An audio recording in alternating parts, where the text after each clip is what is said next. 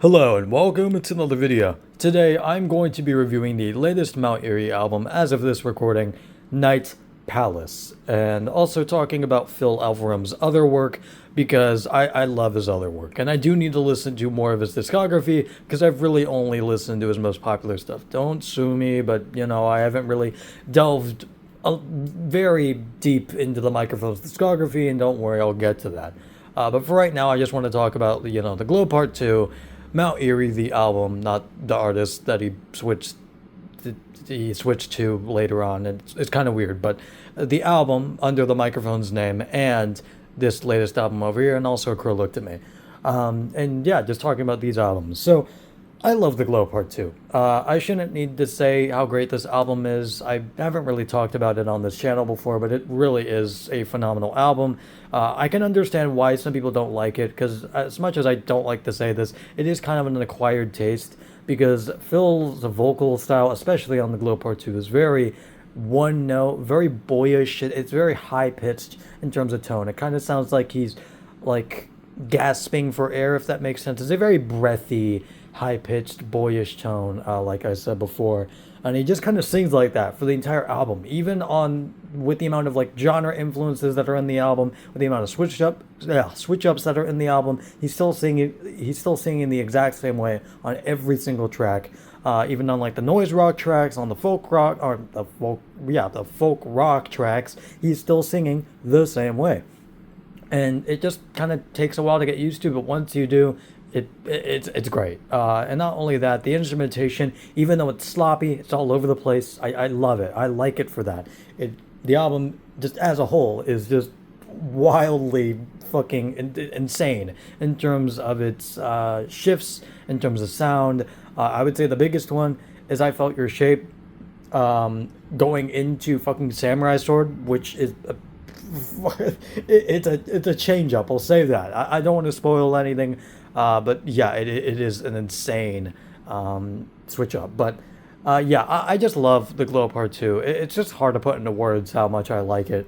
It's one of my favorite albums of all time, and any other album from it, it's going to be hard to top The Glow Part 2. And yeah, I wouldn't say any other album I've listened to so far tops The Glow Part 2. Sorry, I know a lot of people disagree with me on that, but personally, I think The Glow Part 2 is still his best work, but that's not me trying to put down the other work. I mean, I know it kind of seems like that, but I still love Mount Eerie, the album, and I also really love A Crow Looked at Me, even though it's super fucking sad. It's even sadder than The Glow Part 2. It's so hard to listen to A Crow Looked at Me, not in a bad way. It's like, oh, the musicality is bad. No, the lyrics are fucking heartbreaking, because it's an entire album about Phil's experience with basically is just inner turmoil after his wife passed away. It's incredibly sad. It's just really hard to get through. I really don't like listening to the album, and I do not recommend it to anybody that is in a depressive state or in a sad state, because it will make you even more depressed. Let's just say that. But yeah, let's just get it to fucking Night Palace. Because Night Palace, this album is also phenomenal. This is basically almost on the same level as The Glow Part 2. Almost. And I would say basically on the same level as Mount Eerie for me. It is that goddamn good. I would consider Mount Eerie, even though it is way more experimental than even The Glow Part 2, how the first 10 minutes of the first song is just a drum beat. It's just a drum intro. And then it gets even more experimental as the album goes on, with noise rock and way more folk tracks, but also like choir influences, just so many different elements being pulled into these songs. It's insane. It's a fever dream of an album, but I really love it. But at the end of The Glow Part 2, their soul basically, it's implied that the soul of the person that died in My Warm Blood, which is pretty much implied because, all these musical motifs that were in The Glow Part 2 get like kind of repeated at the end of My Warm Blood as that foghorn plays. But then that kind of goes into Mount Eerie. It's really, really cool. It's a really cool transition. But as I said, the soul of the person that died basically goes on into this new life in Mount Eerie. which I really love. And that's why I consider that kind of the Glow Part 3, even though it's not called that. It just kind of continues that same feel as the Glow Part 2 with the transition. And then we get to Night Palace. And I know I said I'll talk about that a minute ago, but now I'll actually talk about it. I kind of consider this the Glow Part 4. I know, I know Phil doesn't like people comparing his recent stuff to his older stuff. In fact, he even says that basically on a lot of the tracks on this album. But even still, like, I still kind of consider this the Glow Part 4. Not only because there's a sequel to the Gleam Part 2, which is incredibly cool. 21 years later after that album, there's the Gleam Part 3 on this album, which is great. And the sound is amazing. I'm sorry for the noise in the background. I have no idea what's going on. But also, just because the track sequencing on the album is very similar to the Glow Part 2, with a lot of musical vignettes, very, very short songs, kind of interludes that just lead into the next song, which I really, really enjoy. I really like all these vignettes, not only on this album, but also the Glow Part 2. I think they fit into the atmosphere. And while I wouldn't say the flow is as good as the Glow Part 2, simply because, the transitions on the Glow Part 2 are phenomenal, especially on the first three tracks. But even then, like, the track flow is still very, very good, even though, there's no, like, insane transitions or anything. I would say the album is just generally very, very good.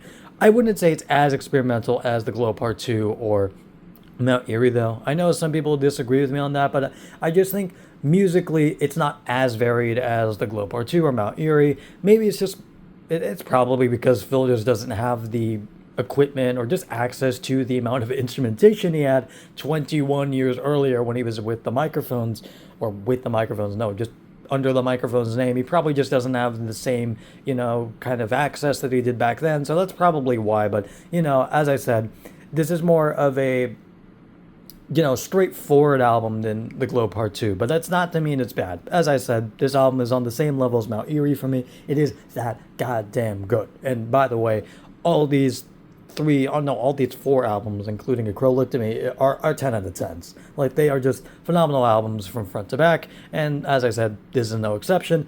What I really love about this album especially is all the noise rock and indie rock influences that are on this album, especially in the latter half, which I feel like was kind of missing from Phil's work for a little bit, especially on Mount Erie, even though, it doesn't really fit to have, insane indie rock on that album. I understand why it's not on that album, but I do really love the indie rock on this album, and it's more straightforward than the Glow Part 2, as I said, but it's not bad. It's very good. Also, another thing I like about it, Phil's voice is noticeably, I would say, more in tune to the music than on the Glow Part 2. On the Glow Part 2, he more just kind of sang, not like in an atonal kind of way, but just kind of sang it however he wanted to. On this album, it feels like he's more in line with the instruments. It feels like he is more locked into the actual tracks, if that makes sense. I don't know. I just really like his voice on this album. Maybe it's just because as he's gotten older, his voice has matured, but it really is great. I really love this album, and I really also like the synthesizer work on this album. It's kind of sparse, a little bit, kind of similar, again, to the Glow Part 2, where synths were used briefly on the album, but I would say it's more heavily used here, even though, again, it's not used like on every track, but it's still really, really good. I love the synthesizer work. It's not like super complex synth patches or anything like that, but it's very, very emotionally impactful. And I haven't even gotten to the lyrics yet, and I think the lyrics are some of the best part of this album. Like, I think this is his most mature album, definitely. Like, lyrically, he touches on so much stuff, from politics to decolonization to just the state of America in general right now, to just so many different themes, but also his personal life, having to deal with his loss of his wife, having to raise a kid, having to go into meditation, or into this meditation on demolition, like the 12-minute spoken word song that you would think, oh, you know, is it going to be bad? No, it's good. I really, really like that track. And again, it really details Phil's personal life and just gives you an insight into his own life and just how it is, and how he has to live day by day, in this very, very tough life. Um, but yeah, as I said, I really, really love this album. I don't just like it. No, I love this album. It's a phenomenal album. It deserves its high rating on Rate Your Music and Album of the Year. And it's just a great album. I recommend anybody listen to this album. And as I said, I would say this is a more accessible album than both The Glow Part 2 and especially Mount Erie. Mount Erie is for like people that really love the microphones and really love Phil's work. I would recommend then you go listen to Mount Erie, because Mount Erie is a fucking phenomenal album, very beautiful, just full of amazing harmonies, full of just really, really cool sounds, and just it's just a great experience. But as I said, album is great. Go listen to it. Go listen to The Glow Part 2, especially if you haven't listened to The Glow Part 2. Please go listen to The Glow Part 2. It's a very, very well-renowned album for a good reason. But yeah, that's basically it, and I will see you guys later. Goodbye.